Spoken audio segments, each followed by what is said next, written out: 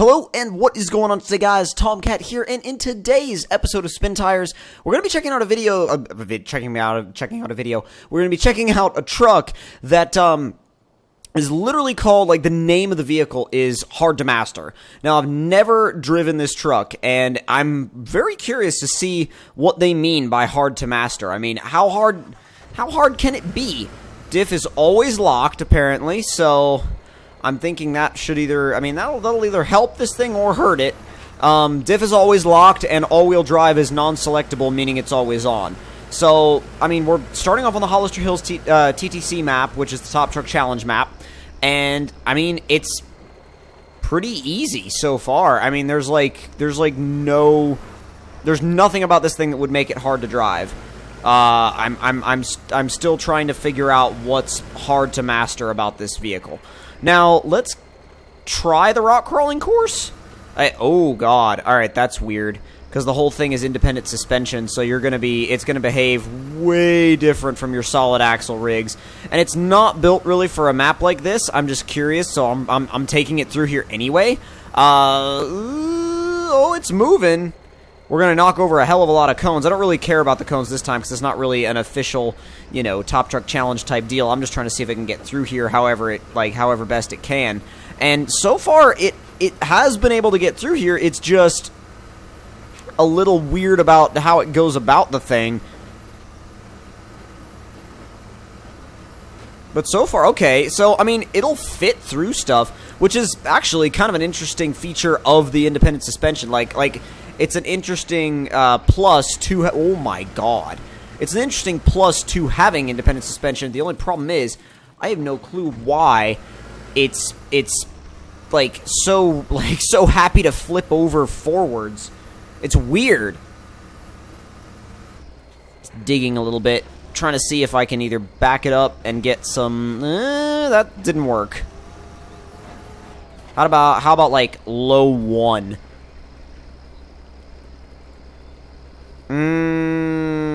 Not still. I think it's hitting the bumper.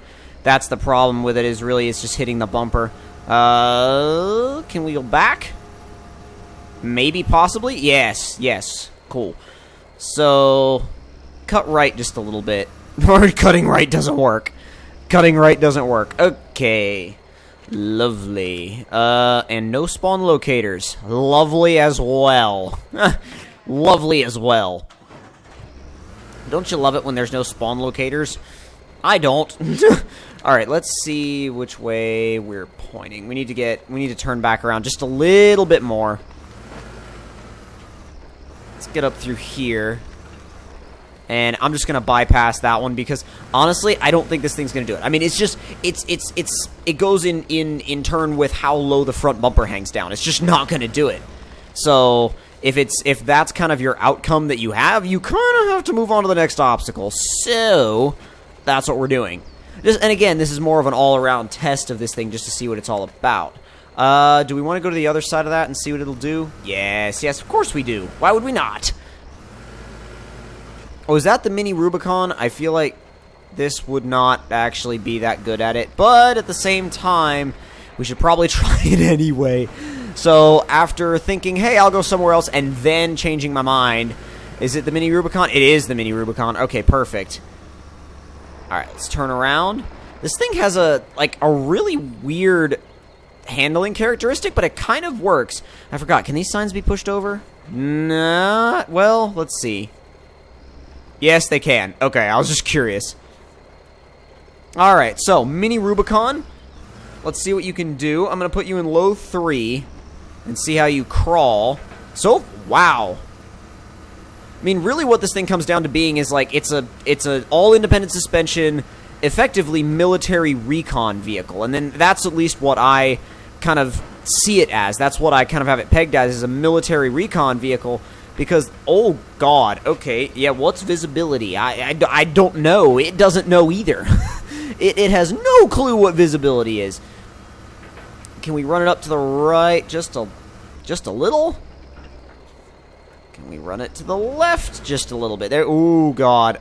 Tried putting it in automatic, and that dropped off a lot of our power. It dropped it off quick, too. Oh, that rock got thrown. Well, it made it through the mini Rubicon pretty easily, though, like, collectively speaking about, like, the whole thing. Inching it down the hill. Powered up the other side, and it's good to go. Like, the mini Rubicon was no issue at all for this thing. Literally no problem whatsoever. What's up next? I think it may have been the tank trap, or is it the... No, the tank trap was last. This is the coal chute. I got the coal chute and the tank trap mixed up. So, the coal chute is a little weird, because I think that its massive tires and its wheelbase are going to work out perfectly for this. Oh, yeah. Oh, that was... See, that's beautiful. That's exactly how it's supposed to work. That's exactly how it's supposed to climb up over stuff. And, I mean, even though you're not going to get as much articulation out of an independent suspension off-road vehicle as you will off of a solid axle, this thing, with the way it articulates, is actually, I mean, you get some pretty damn good flex.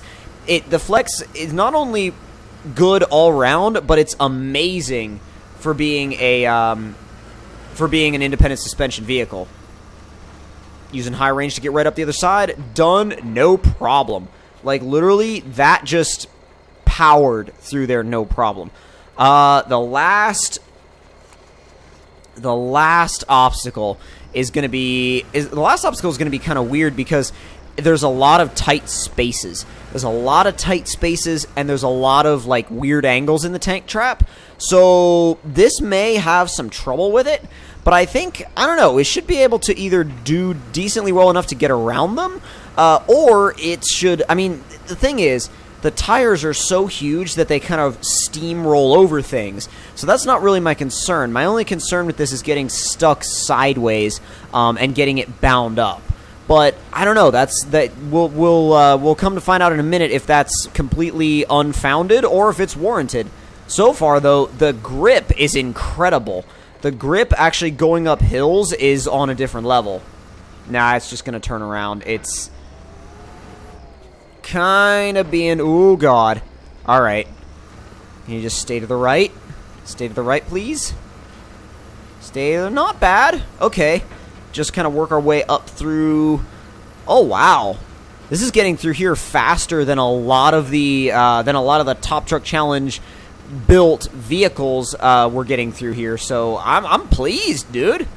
I think partly it's due to the large, the really large tires, but it's also due to the way this thing is set up. I mean, it's set up to pretty much go anywhere. It's really set up to pretty much go anywhere, and it's got a very small body with a lot of articulation and very big tires. So it's really the main area of the vehicle that's going to be contacting everything is the tires, which is exactly what you want, and it's not the body. The body is actually quite small.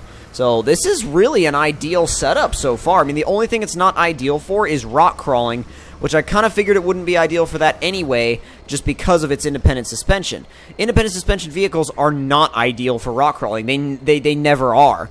They're more focused on all-round performance rather than just, I want the absolute most articulation I can get, which is what you're going to get out of a really high flex solid axle system.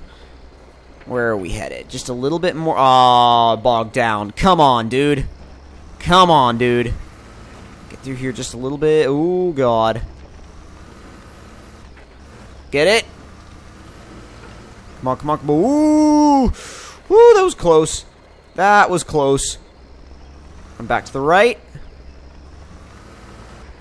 Nice thing about it is even in automatic mode, thing just absolutely sails along. Like there's no holding it back. There's no holding it back from anything. It just walks right over everything.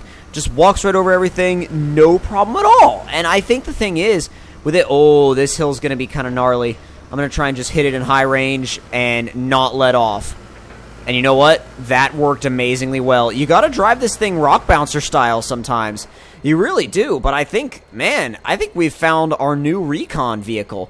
Like, this thing is badass. It really, really is. Definitely go check it out on the Steam Workshop or the Steam Store. It's a really, really cool vehicle. Really cool vehicle, and I highly, highly recommend this mod. So that's been a quick mod review, and this thing is awesome. So again, quick mod review. Hope you guys did enjoy it. If you did, don't forget to leave me a like. Tell me in the comments below what you guys thought of it, and if you're new to the channel, don't forget to subscribe for more, and I'll see you guys next time. Talk to you guys later.